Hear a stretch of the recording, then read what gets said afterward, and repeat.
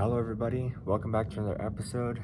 Today I've got something pretty cool to share with you guys. This is a display that has really taken my interest and kind of inspired me to pursue my passion for orchids, but specifically miniature orchids. So I'm going to show you what this looks like. Here it is. So the exhibitor, Mr. Paulo Garcia, specializes in growing miniature orchids, and he has done a fantastic job with this display. So he's got this wire rack in the back here, and it's on a stand, but look at the amazing plants that he has on it. So there's enough for 16 orchids, all miniatures. If you didn't know, you can grow them like this. And congratulations to Paulo for making Best of Section, First Award, and Judge's Commendation for the San Diego County Orchid Society Winter Show. So it's really cool what he did here. Let's go through and look at each one more closely now. So this first one here is Stelis cypripedioides, and it comes from Ecuador. But look at that flower. Here it is right here.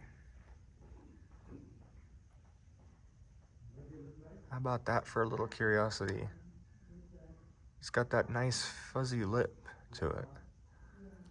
Isn't that just incredible? And it's actually got another couple right here. They hang down and they look like raindrops, which I think is just awesome. That's really cool. This one comes from Ecuador. Now, over here, we have one that I've actually been trying to get in my collection, but I can never find it from anywhere. There's just an absolutely stunning variety of Lepenthus. But this variety is called Lepenthus calodicton.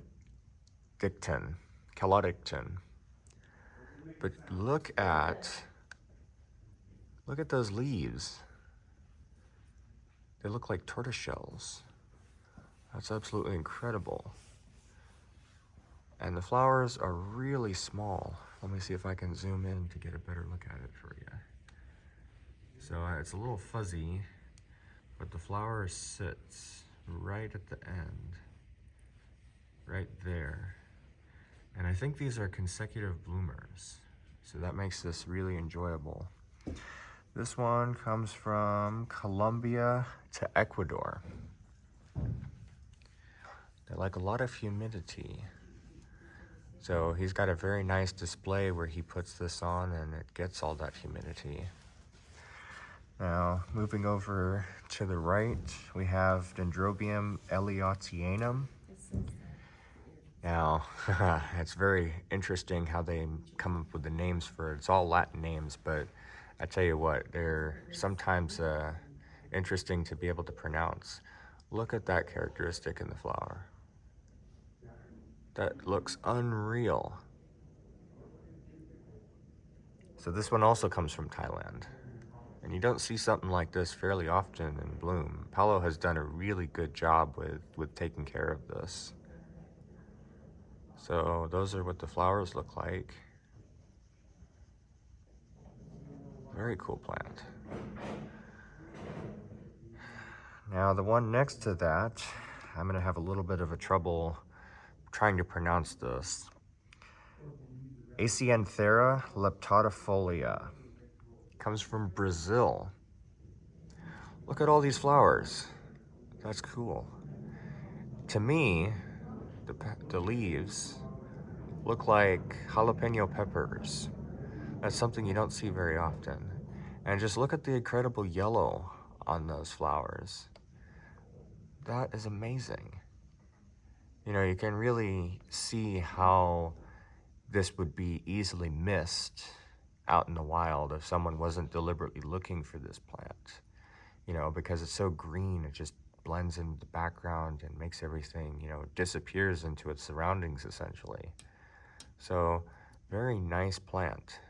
Very colorful, and you know, having a yellow miniature is just awesome. That's cool. So let me see here. Now, the middle row, we have another 4. This is something that is very interesting because the leaves on this one, if I zoom in a little bit, you might be able to see the pattern a little more. This looks like a miniature string of turtles plant. Now, if you don't know what string of turtles is, it is a very well-grown house plant, and is actually one that's recommended for terrariums because it can withstand high humidity. So this looks like a miniature string of turtles.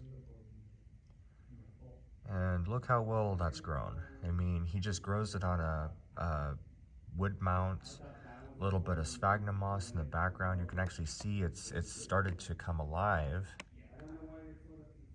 That's what that is right there in the back where the pen tip is. And yeah, such a cool plant.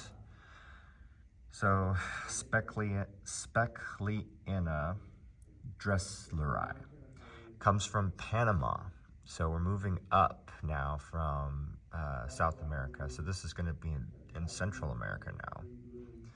Very cool. And look at the flowers on this. The flowers actually mimic the leaves. So they keep that characteristic, that striped characteristic on the top. But then underneath, they just look so alien-like, almost like some kind of, you know, sand flea looking flower.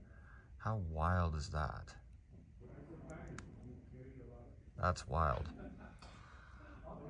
Okay, moving on. We have something that is just striking. It's called Dendrobium cyanocentrum. Now, Dendrobium cyanocentrum comes from New Guinea. So we're going all the way to the other side of the world now to see this one. And if you're not looking for this purple in the flower, how about that? You will miss this one out in the wild. That is just absolutely incredible looking at that. New Guinea is a very humid place right on the equator, so this is a very warm, loving plant. That is crazy. And that is something you don't see because blue is actually the rarest color to find in nature. And when you're out there and looking for this, that is a real treat to find. So if you're lucky to see it, go and see it, because you probably won't see that again. Moving on here, we've got this stellar orange with a bit of a whitish pink on the lip there.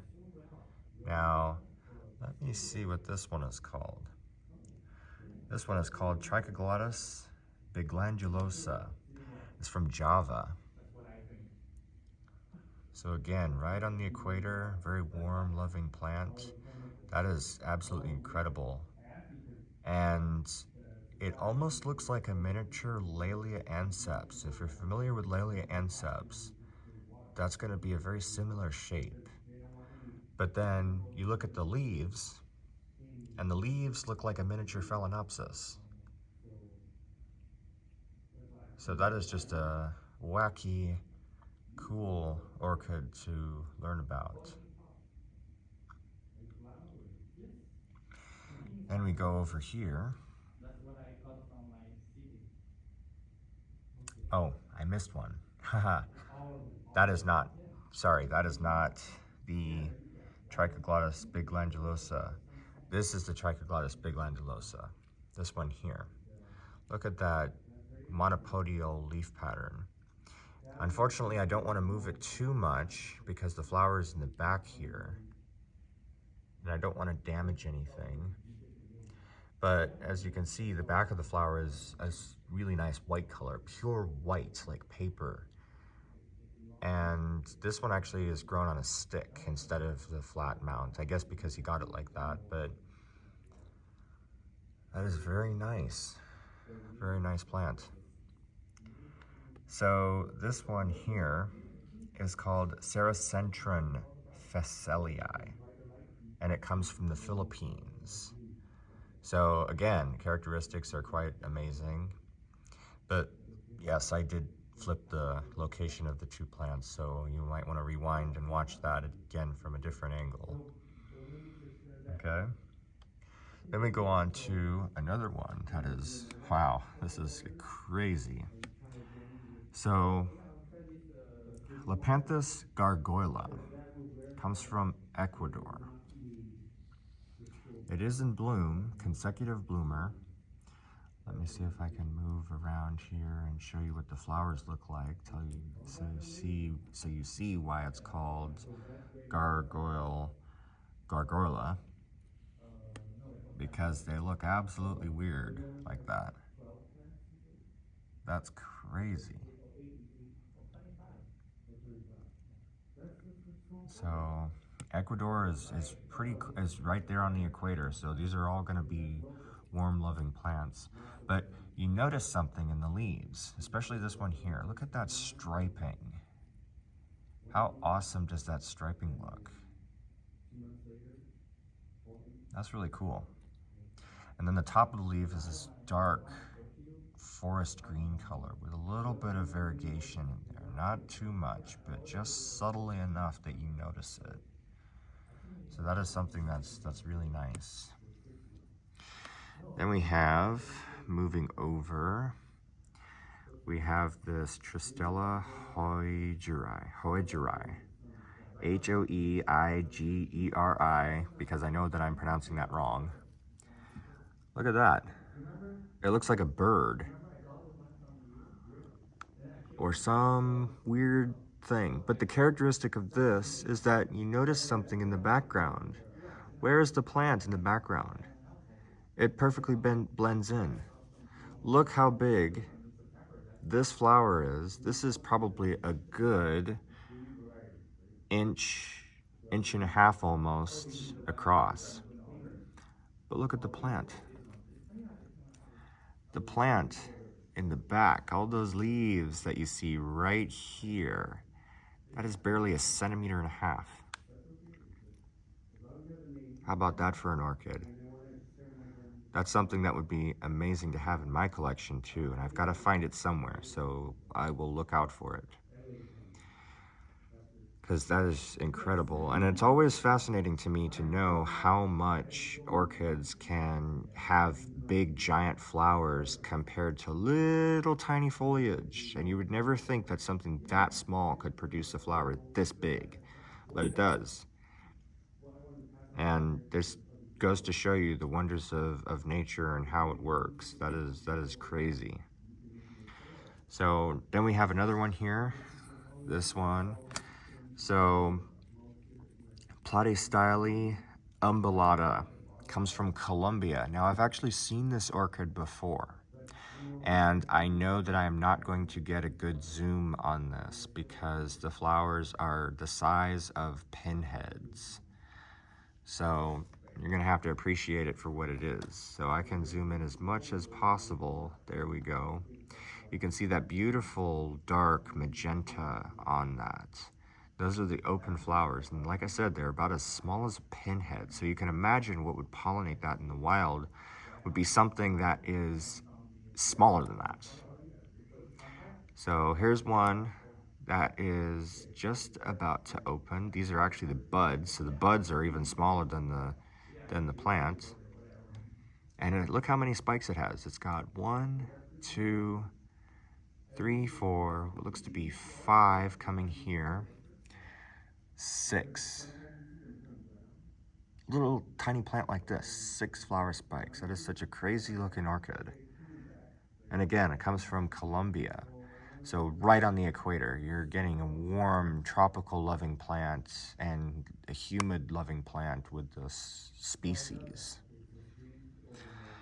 And then last but not least, we have this really cool looking one on the end here. This is called Trichosalpinx memor, which is, again, I'm probably butchering the name. So this is the name sheet for all of these, okay? And you can see the very, very last one there from Mexico and Bolivia. Look at that. So a little bit north, a little bit more north from the equator. But how about that? Look at those little tiny things. Very nice. And you can see how many are in bloom too. Again, another consecutive bloomer, but a plant that produces a very small flower spike compared to the leaves,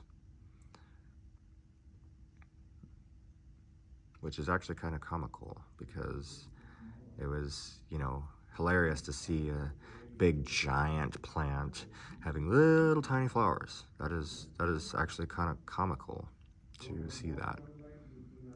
And again, a consecutive bloomer. But look how long the stem is before it hits the leaf. Look at that. That is crazy. You know, orchids come in all shapes and sizes. They come in all varieties, all different species, you know, even miniatures. They're just absolutely, you know, the best plants in my opinion because of how much variety that they have and how the characteristics. I mean, you never find two of the exact same plant. So that's going to be it. My talk on miniatures, at least on this stand here. I will do another video on miniature orchids in the future. I hope you guys enjoyed. Hope you guys learned something new. And I'll catch you next time.